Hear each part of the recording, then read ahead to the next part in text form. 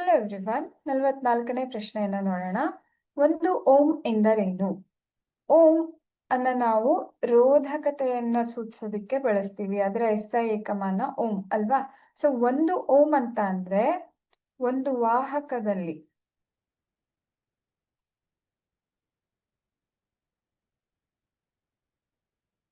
ಎರಡು ಬಿಂದುಗಳ ನಡುವೆ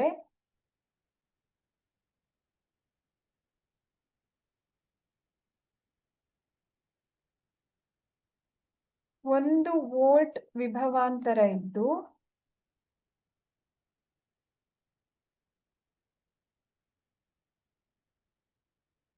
ಒಂದು ಆಂಪಿಯರ್ ಅಷ್ಟು ಕರೆಂಟ್ ಹರಿತಾ ಇದ್ರೆ,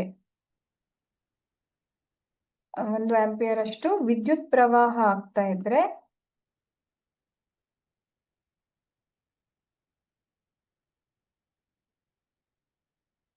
ಅದರ ರೋಧಕತೆಯನ್ನ ನಾವು 1 ವೋಲ್ಟ್ ಅಂತ ಕರಿತೀವಿ. ಸಾರಿ, 1 ಓಂ ಅಂತ ಕರಿತೀವಿ. 1 ಓಂ ಆಗಿರುತ್ತದೆ.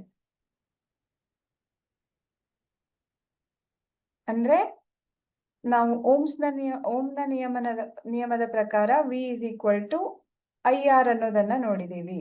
ಸೊ R ಗೆ ನಾವು ಬರ್ಕೊಂಡಾಗ V/I ಅಂತ ಆಗತ್ತೆ.